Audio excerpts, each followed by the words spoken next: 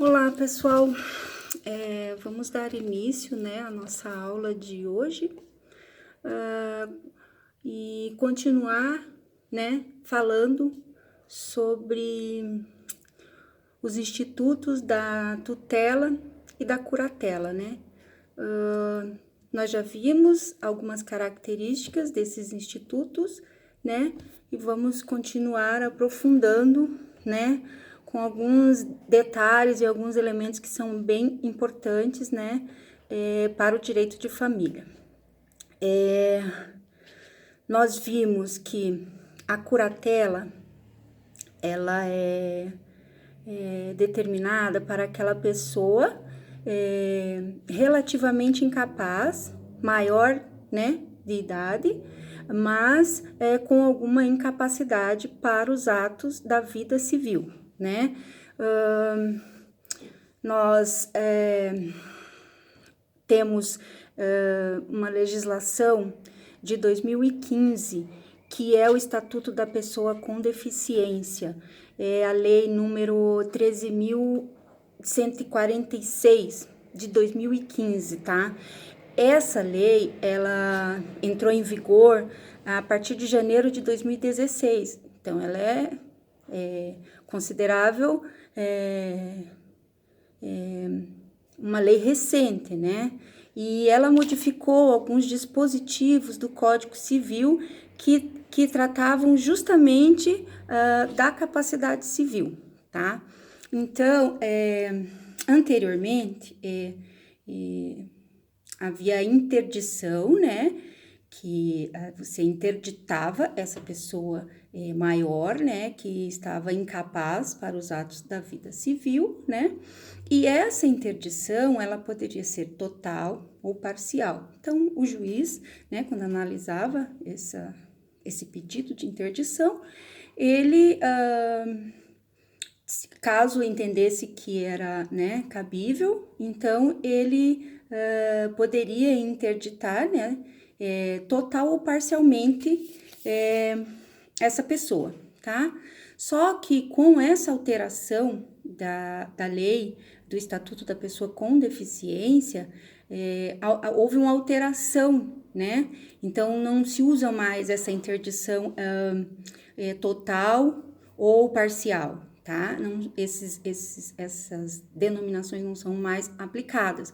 Por quê? Porque agora o juiz, ele concede, né, essa curatela, né, para no caso dessa pessoa interditada, ele concede essa curatela e nessa mesma decisão, né, ele indica quais são os atos que serão necessários, tá?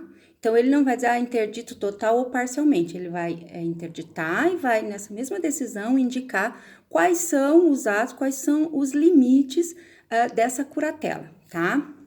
E, novamente, nós temos que fazer uma ligação, né, do nosso direito de família com o direito processual civil, né? Anda, né, lado a lado. Então, no artigo 755 do Código de Processo Civil, tá lá estabelecido o procedimento, né, de interdição. Então, lá nesse artigo tá definido que o juiz, ele vai nomear um curador, né, e ele vai fixar expressamente quais são os limites dessa curatela, tá? Ele não pode, né, esse artigo estabelece que o juiz não pode declarar genericamente a interdição, e até mesmo porque a incapacidade, né, com essa nova lei, a lei do estatuto, né, da pessoa com deficiência, ela restringiu, na verdade, a incapacidade absoluta, né, para os casos apenas daqueles que são menores de 16 anos. Então, absolutamente incapaz agora são só aqueles que, os menores de 16 anos, tá? Fora os demais são todos relativamente incapazes quando houver alguma incapacidade, né, nesse sentido, tá? Então, maior de 16 anos, se tiver alguma incapacidade, será relativa, tá?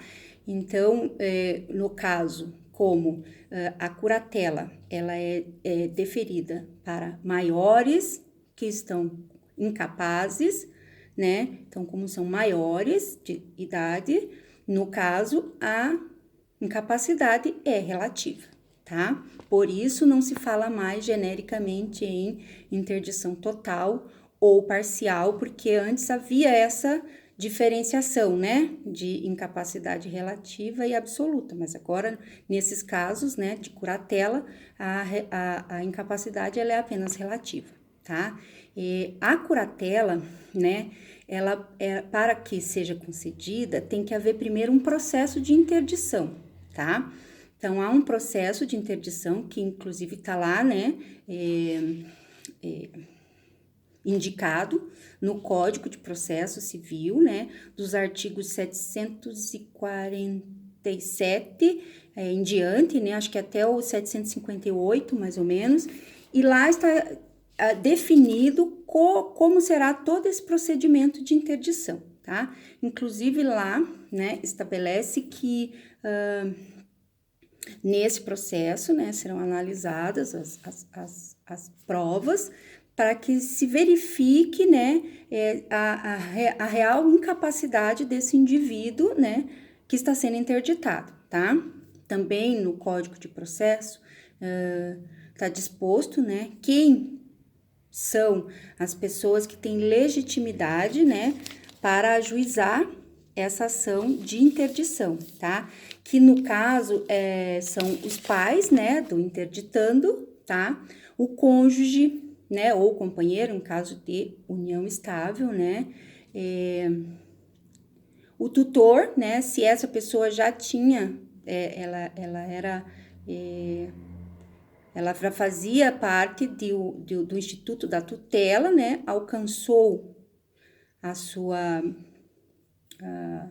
maioridade, mas ainda assim, ainda há uma incapacidade relativa. Então, o tutor, né, que vinha exercendo a tutela desse absolutamente incapaz, então, pode também entrar com o pedido de interdição, né, por essa incapacidade relativa, e daí ele vai deixar de ser um tutor para ser o curador, tá?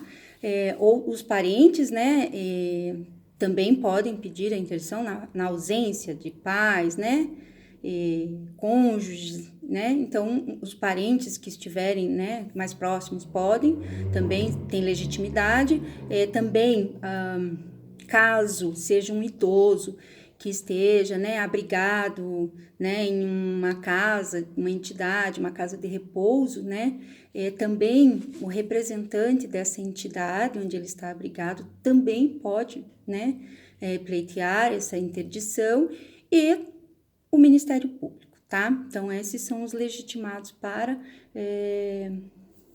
aforar essa ação de interdição, tá?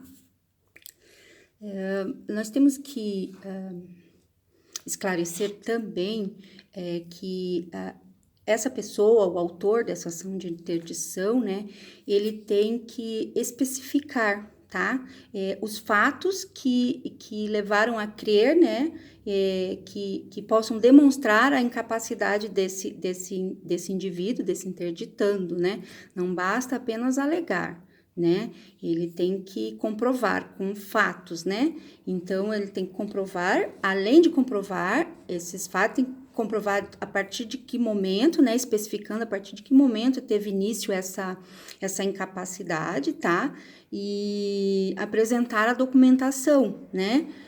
Principalmente laudos médicos, né? Que indiquem, né? Essa incapacidade, tá? Então, tem que comprovar, né? Tem que alegar os fatos que indicam e comprovar essa incapacidade, tá?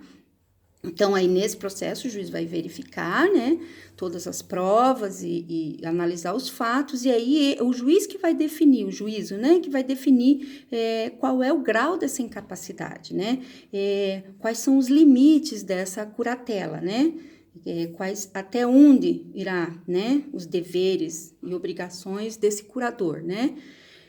Também vai estabelecer, né, o tamanho do patrimônio do interditado, né, para que se tenha um controle desse patrimônio, tá?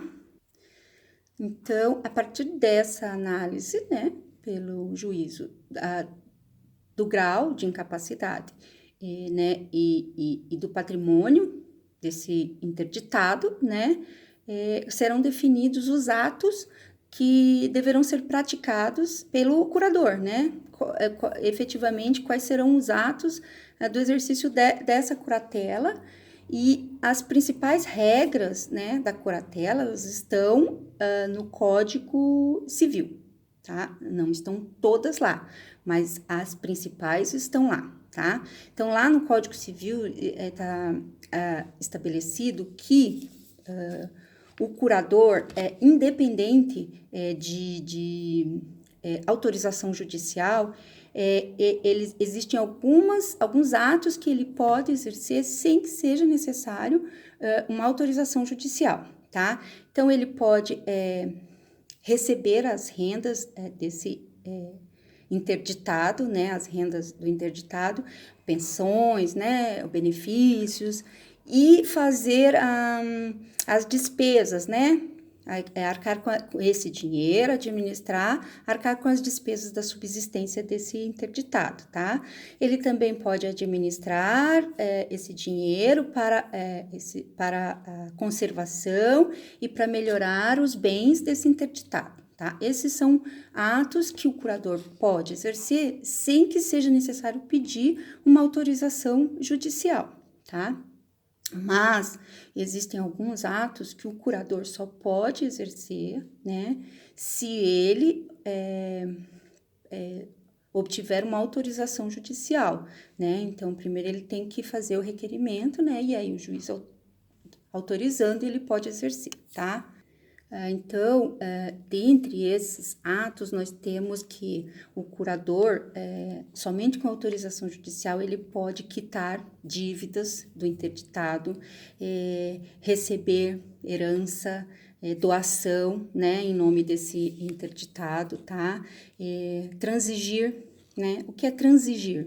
Fazer acordos, né, em nome desse interditado aqui, acordos judiciais ou extrajudiciais, né, vender os bens móveis e imóveis também, né, alienação também só com autorização judicial, indicando os motivos, né, para que se faz necessário para a alienação desses bens do interditado, né, e propor ações, né, judiciais em nome desse interditado, ou até mesmo representá-lo, né, em ações que já existam, né, em que seja parte esse interditado. Então, para todos esses atos, esse curador vai precisar de uma autorização, né, judicial, tá?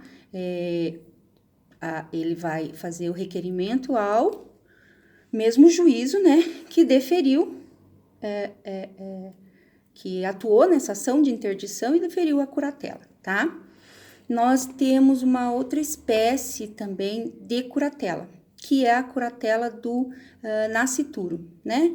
Que vocês já viram bastante tempo, o nascituro, né? É aquele que ainda não nasceu, né? Já foi concebido, mas ainda não nasceu. Então, os direitos do nascituro, né, são garantidos pela nossa legislação, tá? Então, existe também a possibilidade da curatela do nascituro, tá? Então, poderá ser nomeado um curador para esse nascituro em caso, né, que a mulher grávida, né, e não tenha o poder familiar, tá? Tenha sido destituída desse poder familiar por alguma razão, né, e o pai estando morto, né, então poderá ser nomeado um curador para esse nascituro, tá? Caso essa mulher grávida, né, também seja uma pessoa interditada, né, por alguma incapacidade, né? Então, ela é interditada. Nesse caso, né, também será nomeado um curador para esse nascituro, se não houver um pai vivo, né? Então, aí, provavelmente será nomeado o mesmo curador dessa mãe, né, dessa mulher grávida, para o nascituro, tá? Outra espécie de curatela que nós temos é a curatela dos ausentes, né? Outro conceito que vocês também já viram, né, de ausente, que é aquele, né, que desaparece aquela pessoa que ausente, é aquela pessoa que desaparece do seu domicílio, sem que ninguém mais tenha notícias dele, né, dessa pessoa. Então, o artigo 22 do Código Civil, ele traz lá o conceito, né, de ausência, né, que é desaparecendo uma pessoa do seu domicílio sem que se tenha mais notícias dela, né, e se ela, antes de desaparecer, não deixou um representante ou um procurador, né, com poderes para administrar os seus bens, então, aí o juiz, né, claro que a pessoa interessada vai fazer o requerimento dessa declaração de ausência, e aí o juiz, então, né, quando qualquer interessado ou até mesmo o Ministério Público, né, faça esse requerimento, né, da declaração de ausência, então o juiz ele vai declarar a ausência e já nessa decisão que declarou a ausência, ele já vai nomear um curador para administrar os bens, né, desse ausente, tá? Essa curadoria, né, dos bens do ausente, ela é a primeira fase, né, do processo de sucessão, né? Que daí ocorre a sucessão do ausente, né? Em regra, né, essa fase, ela dura 1 ano, né, ou pode também, excepcionalmente, se estender por 3 anos, né, se o ausente, né, deixou um procurador ou um representante, então, esse período de administração, né, esse período de curadoria, ele é maior, ele é de 3 anos. Se não deixou, né, nenhum representante, nenhum procurador, então, esse período de curadoria é de 1 ano, tá? Nessa fase, que é essa primeira fase de curadoria dos bens do ausente, que é a primeira fase da sucessão desse ausente, a legislação, ela quis, com essa, né, nomeação de curadoria, preservar, né, os bens desse ausente, né, para evitar a deterioração e né, que seja desfeito, né, que se desfaçam desses bens, né, para a hipótese, né, eventual desse ausente retornar, né, porque ele pode retornar, né, então aí essa curadoria feita, né, uma nomeação, né, judicial desse curador para proteger o patrimônio desse ausente, né, caso ele retorne, tá? Esse processo, né, de declaração de ausência, ele tá lá no início do Código Civil, na parte geral, né, acho que no início lá, artigos 22 em diante, né, que falam desse processo, né, de declaração do ausente, os requisitos e como que se procede, né, para que seja declarada a ausência e depois aberta a sucessão, né, dos bens do ausente, tá bom? Agora que nós já falamos da curatela, tá? Mais uma também nós vamos encontrar, né, esse instituto da curatela no Estatuto do Idoso, tá? Lá também fala, né, sobre o exercício da curatela, tá bom? Então, qualquer dúvida que vocês tenham, tem no Estatuto, vocês podem consultar o Estatuto do Idoso, né? E o Estatuto da Pessoa com Deficiência, além do Código Civil e do Código de Processo para casos de processo de interdição, tá? Agora nós vamos aprofundar mais no Instituto da Tutela, tá? Nós já vimos, né, mas vamos relembrar que a tutela ela é deferida, né, como uma consequência quando há o que? A perda ou a suspensão, né, do poder familiar, também quando há o falecimento ou o desaparecimento dos pais, né, do menor, tá? Aí, quando há alguma dessas hipóteses, entrega-se, né, esse menor a um terceiro, que no caso é o tutor, né, e aí ele passa a exercer os deveres da entidade familiar, tá? Então, ele vai ser responsável pela educação, pela segurança, saúde, né, não somente responsável por administrar os bens dessa criança ou desse adolescente, né, dependendo da idade, para a tutela. Então, ele não vai apenas administrar os bens, até porque, em alguns casos, esse menor nem possui bens no seu patrimônio, né? Então, o exercício da tutela será feito com o objetivo e a função, né, dos deveres da entidade familiar. Então, diferente da curatela, que está restrita ao âmbito negocial e patrimonial, a tutela, ela vai além, né, dessa administração dos bens do menor. O tutor, ele assume funções, né, do poder familiar, tá?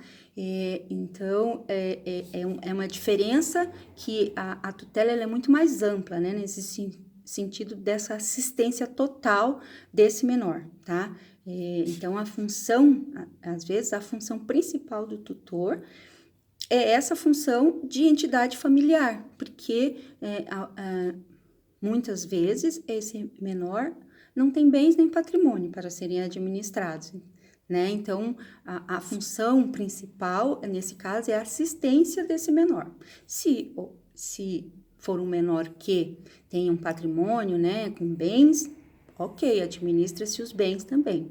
Mas caso não tenha a função, né, de proteção e de desenvolvimento, incluindo educação, saúde, né, todos os aspectos desse menor, tá? O Código Civil, ele também estabelece que há casos em que o tutor, né, seja incapaz para a tutela, tá? Então, há casos em que pode ocorrer essa incapacidade para ser um tutor, né? Para exercer, a gente chama de incapacidade para tutelar, tá? Tá lá no artigo 1735 do Código Civil, né? Que elenca ali algumas situações em que o indivíduo, ele será incapaz para exercer a tutela. Então, nós temos lá aqueles que não tiverem, né, a livre administração dos próprios bens, né, como, por exemplo, a gente já viu aqui agora, os interditados. Os interditados, eles são incapazes para tutelar, tá? Então, não pode assumir a tutela aquele que está interditado, que foi lhe nomeado um curador, tá? Também aqueles que têm algum tipo de obrigação para com esse menor, ou que tiverem parentes, como pais, filhos, cônjuges, que tenham demandas, né, contra esse menor, né, e inimigos dos pais, ou do próprio menor, ou inimigos dos pais desse menor, tá? Também são incapazes para tutelar. Aqueles que foram condenados, né, por crimes de furto, de roubo, estelionato, falsidade, né, que tenham ou não cumprido pena, tá? Basta que seja condenado por um desses crimes, também não pode, né, exercer a tutela. e as pessoas também envolvidas, né, com a improbidade, né, por abuso de tutelas anteriores, que já tenham sido tutores, né, e que tenham sido destituídos por algum tipo de improbidade ou mau procedimento no exercício dessa tutela, tá? Nós temos também casos em que essa pessoa que foi indicada para tutelar, né? Porque vocês podem perguntar, a pessoa que foi indicada para exercer a tutela, ela é obrigada, né, a aceitar esse encargo, né? Então, nós temos que casos em que a pessoa que foi indicada para exercer essa tutela, ela não é da sua vontade. Então, nesses casos, ela pode se isentar e se desobrigar, né? Não é nem só porque ela não queira, né? Não tenha vontade, porque muitas vezes também ela não pode, né? Não tem a possibilidade de exercer essa tutela, tá? Então, existem casos em que pode-se fazer a escusa da tutela, tá?